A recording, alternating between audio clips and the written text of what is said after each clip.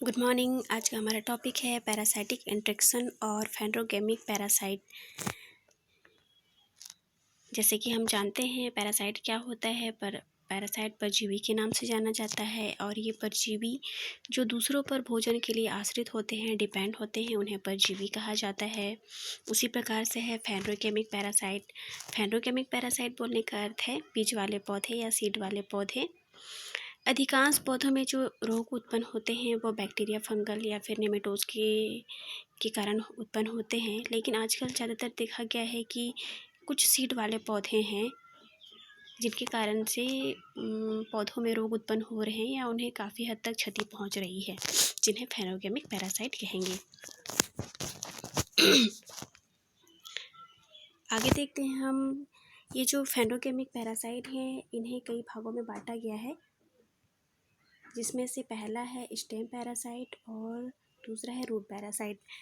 पहला नंबर देखते हैं स्टेम पैरासाइट। स्टेम पैरासाइट क्या होता है? जो कि पूर्ण रूप से भोजन के लिए स्टेम पर आश्रित होते हैं, ऐसे पैरासाइट स्टेम पैरासाइट कहलाते हैं। इसे दो भागों में बांटा गया है। पहला है होलो स्टेम पैरासाइट और दूसरा नंबर है सेमी स्टेम पैरासाइट। ये होलो स्टेम पैरासाइट क्या होते हैं? होलो स्टेम पैरासाइट कहने का मतलब है जो पूर्ण रूप से भोजन के लिए स्टेम पर आश्रित होते हैं, होलो स्टेम पैरासाइट कहलाते हैं। एग्जाम्पल में दिया है आपका कस्क्योटा। कस्क्योटा जिसे आकाश बेल या फिर अमर बेल के नाम से जाना जाता है। दूसरा नंबर है semi stem parasite. Semi stem parasite क्या होता है? जो आंशिक रूप से या अर्ध रूप से स्टेम से भोजन प्राप्त करते हैं, उन्हें सेमी स्टेम पैरासाइट कहा जाता है। एग्जाम्पल में लोरेंथस जो कि बांदा के नाम से जाना जाता है। आगे देखते हैं हम रूट पैरासाइट क्या होता है। जैसे कि बताइए कि रूट पैरासाइट जो पूर्ण रूप से रूट से ही भोजन प्राप्त करते हैं या भोजन के लिए रूट पर ही आश्रित होते हैं, जिसे रूट पैरासाइट कहेंगे। ये भी दो प्रकार के हैं। पहला है होलो रूट पैरासाइट और दूसरा नंबर है सेमी रूट पैरासाइट।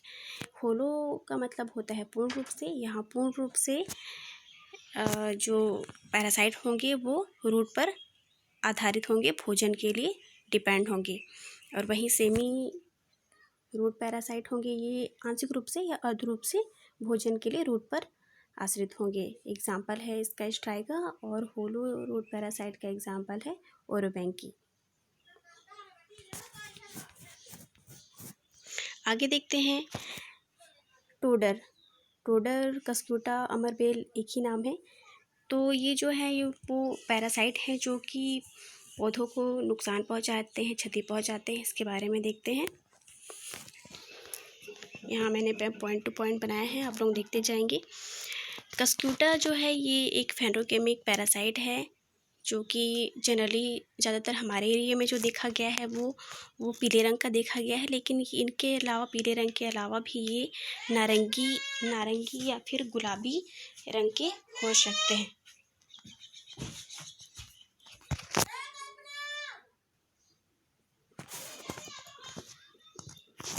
दूसरा नंबर देखते हैं।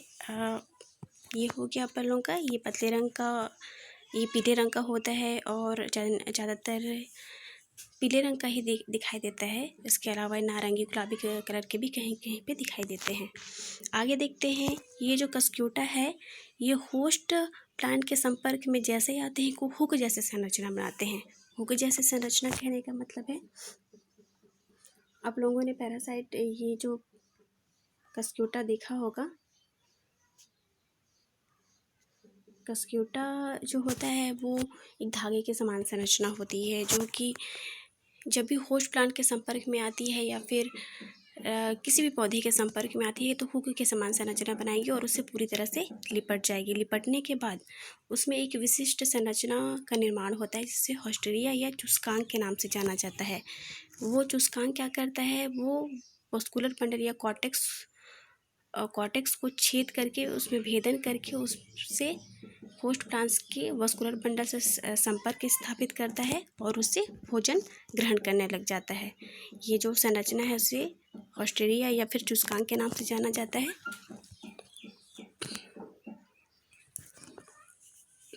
आगे देखते हैं ये कस्क्यूटा का जो फूल होता है बहुत ही छोटा छोटा जो होता है, सफ़ेद रंग का होता है, और इसके जो बीज होते हैं वो कैप्सूल में होते हैं। लगभग एक कस्क्यूटा के पेड़ जो पौधे होते हैं उसमें 3000 तक बीज बन सकते हैं, उसे प्राप्त किया जा सकता है। यहाँ आगे मैं डायग्राम बनाई हूँ कस्क्यूटा का, समझ में आ रहा होगा।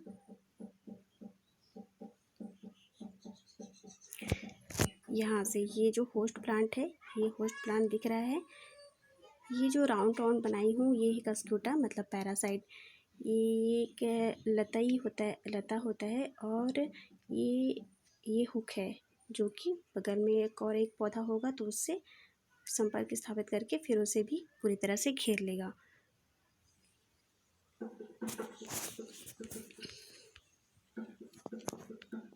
आगे देखते हैं इसका डिसीज साइकिल। डिसीज साइकिल कहने का मतलब है कि इसका रोग चक्र किस प्रकार से चलता है।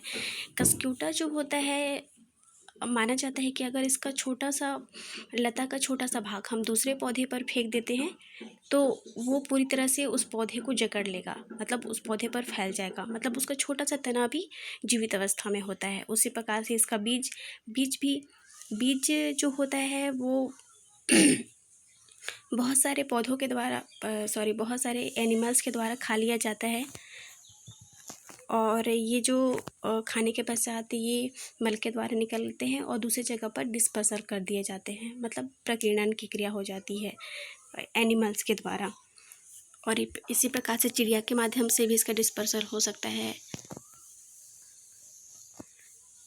और खेतों में सिंचाई के माध्यम से भी, जैसे हम सिंचाई करते वक्त अगर एक ही खेत में कस्क्यूटा का पौधा है तो सिंचाई फुहारा के माध्यम से उसके कुछ बीज या फिर पौधे के कुछ छोटे टुकड़े दूसरे पौधे पर जा गिरते हैं, जिसके कारण से वो पूरा खेत ही कस्क्यूटा द्वारा नष्ट हो जाता है।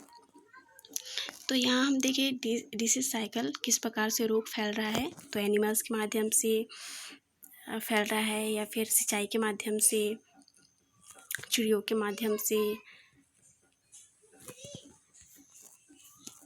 ठीक है, तो इतना था। आगे देखते हैं हम लोरेंथस बांधक के नाम से जाना जाता है। ये आंशिक रूप से स्टेम पर आधारित होते हैं भोजन के लिए। अगर हम लोरेंथस के बारे में बात करें तो ये जो लोरेंथस है ये वुडी पौधों में ही पाया जाता है। जनरली ये आम, नीम, शीशम, अमरूद के वृक्षों में पाया जाता है लोरेंथस, जिसका डायग्राम मैंने यहाँ पे बनाया है।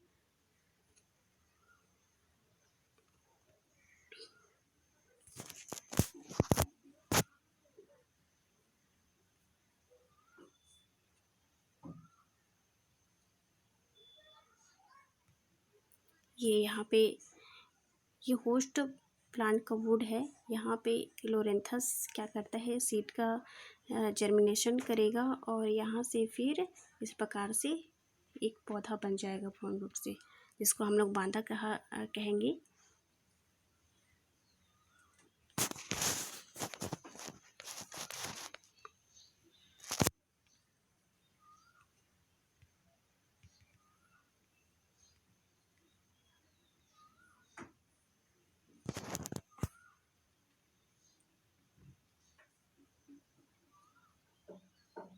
यहाँ पे मैंने और एक डायग्राम बनाया है जिसमें पैरासाइट ऊपर वाली ये जो दिख रही है, उसके बाद बीच वाला हॉस्टेरिया और नीचे होस्ट स्टेम।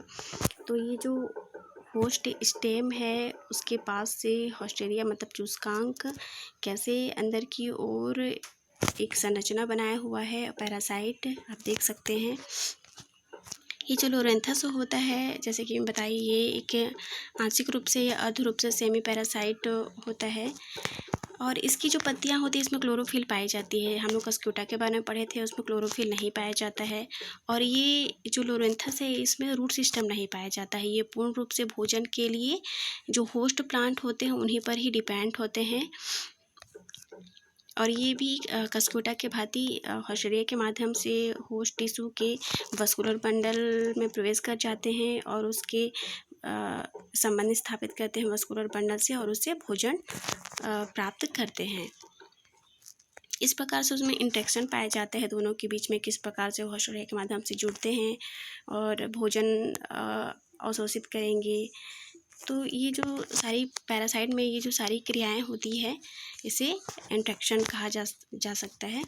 इसी प्रकार से डिसीज साइकिल इसमें देखते हैं, डिसीज साइकिल कैसा होता है। तो ये भी एक जो लोरेंथस का जो बीज होता है बहुत ही छोटा चमकीला, जो चिड़ियों को आकर्षित करता है। ये चिड़िया जो होती हैं, चिड़ियों और कुछ एनिमल्स के द्वारा इनकी बीजों को खाया जाता है और फिर बीट के माध्यम से दूसरे स्थानों पर डिस्पर्सल कर दिया जाता है। तो फिर वो अनुकूल वातावरण होते हुए फिर बीज पुनः उत्पन्न हो जाते हैं किसी भी पेड़ पर।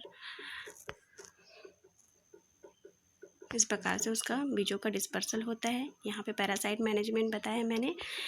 मैनेजमेंट इस प्रकार से कर सकते हैं कि हम किसी भी पेड़ पे अगर देखते हैं बांदा जैसी कुछ संरचनाएं, तो हम उसे तुरंत ही काट दें, क्योंकि ये जो होते हैं वो जो होस्ट प्लांट को पूर्ण रूप से क्षति पहुँचाते हैं। एक प्रकार से उनको सारा जो पोषक तत्व होता है वो पैरासाइट की ओर ही चला जाता है, जिससे जो होस्ट प्लांट रहता है उससे भोज्य पदार्थ प्रदान नहीं हो पाता है और होस्ट प्लांट को क्षति पहुंचती है। इसी प्रकार से इसके मैनेजमेंट के लिए 30% या 40% डीजल तेल साबुन छिड़काव किया जा सकता है और इससे काफ़ी हद तक कंट्रोल किया जा सकता है, लोरेंथस बांदा को कंट्रोल किया जा सकता है। तो ये था हमारा पैरासाइटिक इंटरेक्शन या फैंडोगेमिक पैरासाइट के बारे में।